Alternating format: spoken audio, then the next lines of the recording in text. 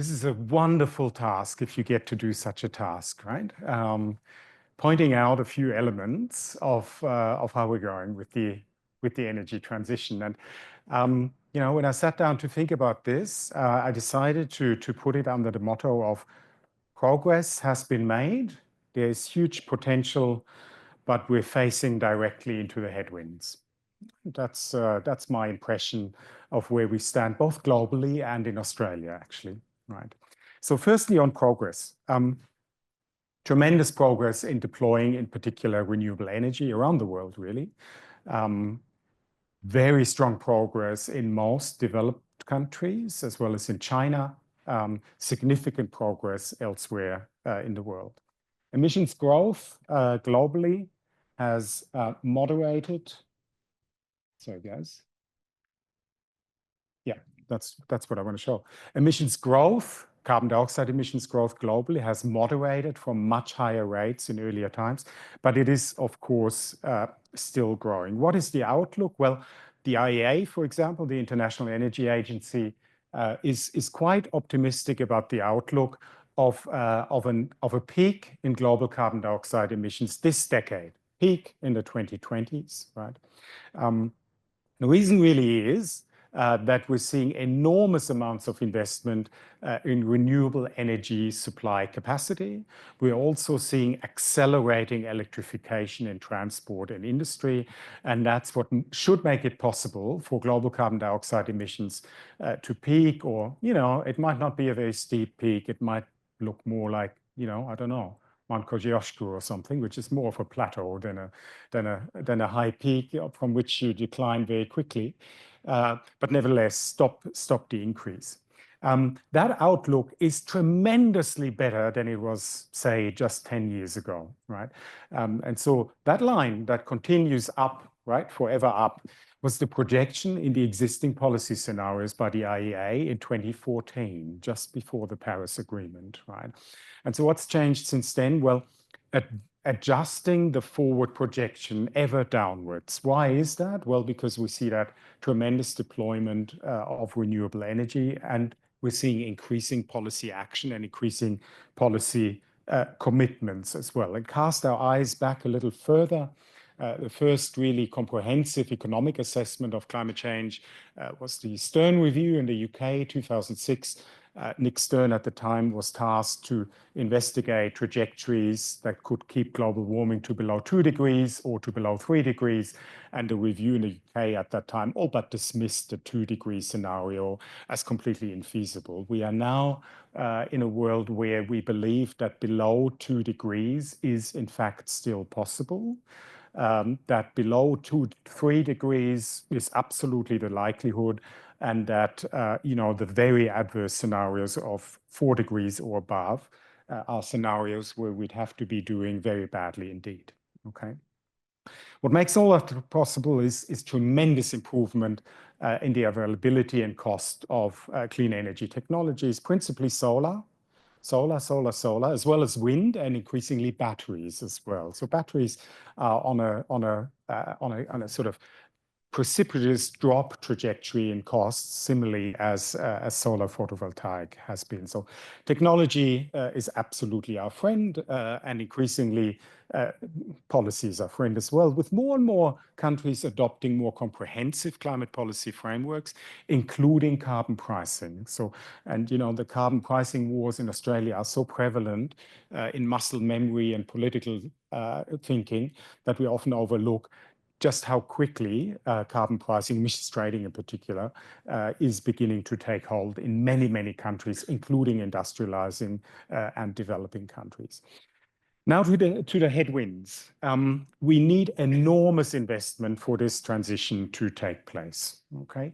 And so clean energy investment globally needs to rise from around $2 trillion a year to perhaps $4 trillion per year, and that implies that overall energy sector investment might need to rise by about $1 trillion per year, all the way from now to perhaps the middle of the century or so. Now, what's $1 trillion?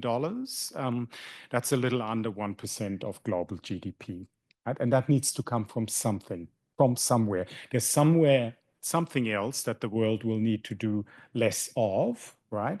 And it's kind of difficult to imagine finding that money in health budgets or in education budgets, or sadly in military budgets for that matter, because that's of course also one of the overall mega trends that we're seeing is tightening geopolitical tensions and more money being channeled into security issues as a priority.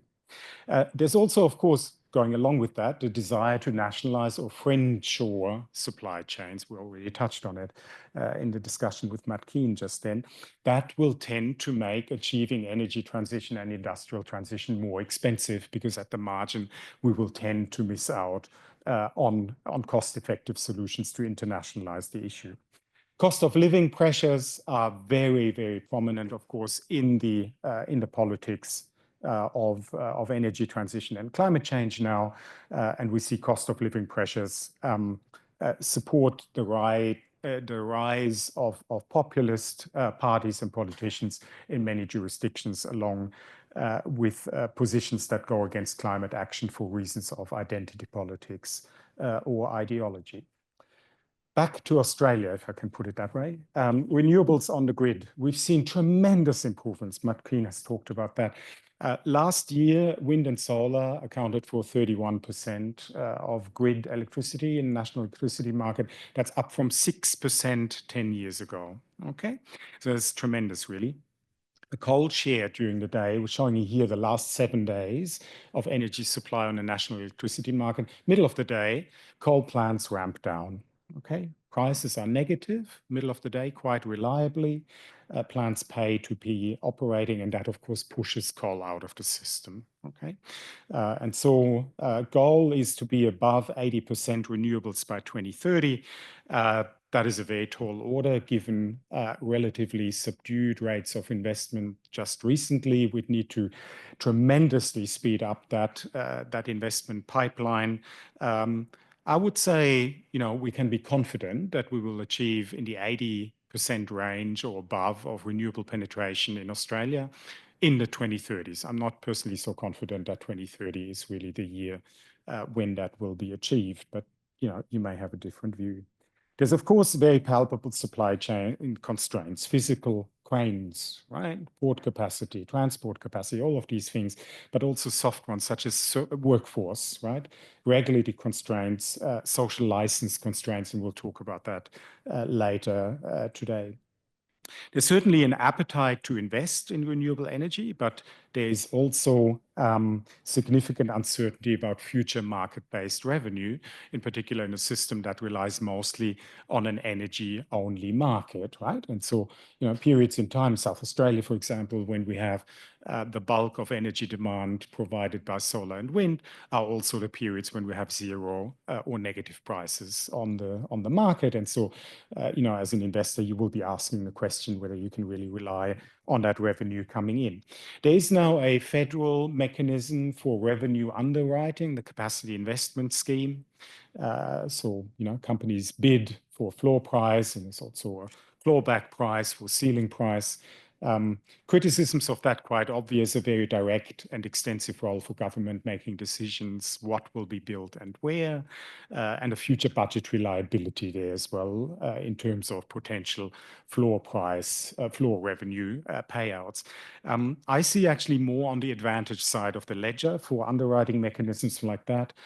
Firstly, the ability to actually bring generation assets onto the grid and do so quickly and do so in harmony with the expansion of transmission lines and other things that are to some or large extent in the hands of governments.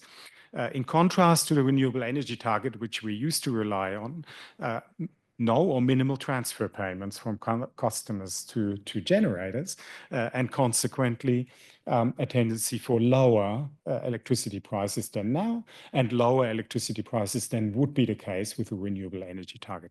Tremendously important for industry, tremendously important for households, of course. Now, future governments might need to pay electricity generators according to these contracts that are written. But if that happens, then that happens at a time of very low electricity prices, right?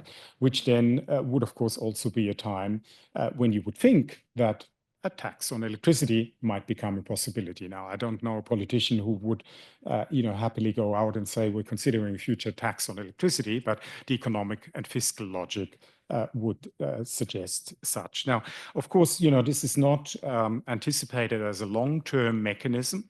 And so the question is open, what happens in the 2030s and beyond, right? Will the market sort it? Will the market need to be reformed in order to be able to sort it? This, we expect will be something that the Productivity Commission will engage with. Or indeed, will we see a continued or even strengthened role for government in electricity supply, considering electricity supply more by way of infrastructure provision than anything else. I'll just say a few words on Australia's green industry transition. And of course, there's the renewable energy superpower vision. We do a lot of research on that. We'll come back to some of that in the last session. And we do feel that there's tremendous promise in that. We know that. We have the comparative advantage in terms of the renewable energy, in terms of the available land, in terms of the deep established expertise and experience in resource and resource processing industries. Now, these are all things that exist in some other countries. But of course, we also have a very stable investment and trade framework, which is one of the things that set Australia apart from many of the other geographies in the world that have equally compelling geographic prerequisites. What are we thinking? Are we thinking green hydrogen on ships to Europe and Japan? Well, we used to, but maybe not so much anymore. We're thinking much more of transformation of hydrogen into other commodities that are more easily shipped in Australia, which of course also has the advantage of greater value added in Australia and a deeper integration of supply chains. And so chief among them, I would put ammonia and products that are, rely principally on ammonia, such as fertilizer, explosives, but also fuels, right? Synthetic fuels, aviation fuel in future, shipping fuels, and so forth. Australia could be a true global large-scale producer and exporter of these things. The biggest prize of all, even ahead of aluminium and bauxite and alumina, would be green iron, even green steel. We are by far the world's largest iron ore exporter. If only a significant fraction of those iron ore exports were processed into iron in Australia using renewable energy, you'd be talking about enormous value added and enormous export revenues that could compensate for the inevitable loss of future export revenue from coal and gas that will occur. Now, what about policy to support that? The very heavy emphasis in Australia, in the US, in Europe, in other countries, is on policies that make production cheaper, right? Subsidies, production tax credits. And arguably, that kind of thing is what's needed at the outset of these industries. And there is certainly a sense that Australia needs to be in this game with a foot in the door, just in case the door might otherwise close. There are risks, of course, with these types of policies. If you subsidize in a sort of a discrete way, then you might back the wrong horse. If you provide tax credits, as Australia is poised to do in a major way for green hydrogen, potentially other commodities, then that looks like you're not spending money on it. But of course, you will be looking at foregone tax revenue in years down the track, right? So it's not as if these support measures come for free. There are other ways in which governments can support emerging industries, focusing in particular on providing the right enabling conditions, infrastructure, a skilled workforce, right? What does a skilled workforce mean? Well, much more vocational training, tertiary training, skilled immigration as well. And if you allow me, as a representative of the Australian universities, where things are currently going, there's in the exactly wrong direction in terms of constraining both immigration and the revenue opportunities for Australia's universities that have been used to cross-subsidize research and domestic education. Expanding supply chains is, of course, key. and that's what needs to happen. We are currently in this country not, by and large, on a footing where we act on the green transition as one of the top things that need to happen. We talk about it in that way, but we don't unclog the system in a way that we would if we were truly as serious about it as we need to be. I should wrap up around about this point. I'll wrap up on an international point, and that is Australia currently produces and mostly exports coal and gas that turns into about 4% of global combustion CO2 emissions, around about there.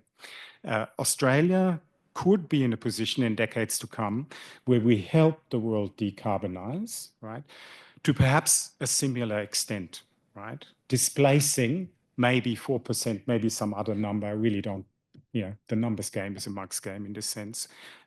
But displacing a very large amount of emissions in other countries by expanding Australian renewable energy supply. This is a much bigger game than just decarbonizing the Australian economy. Now, those shifts in exports will not be reflected in Australia's emissions balance, right? If anything, they might be reflected in slightly increasing emissions because we will be pouring concrete, we will be making steel, we will be driving trucks around, and we may be using gas in a startup of these clean industries, which will slightly uptick Australia's emissions inventory. And out of that comes the consideration that these facts about the large-scale shift away from coal and gas exports and towards renewable energy embodied exports might well be something that could be usefully incorporated in Australia's next nationally determined contribution to the UNFCCC, in addition to a headline target. I think that's a good point on which I should end, and I should hand over to Shell Lyons, who's the moderator of our first session. Shell is Sir Roland Wilson, PhD scholar at the ANU Crawford School of Public Policy. She's also with the Lowy Institute as research fellow there, and she will be returning to the Australian Public Service just as soon as the thesis is submitted. Shell, over to you.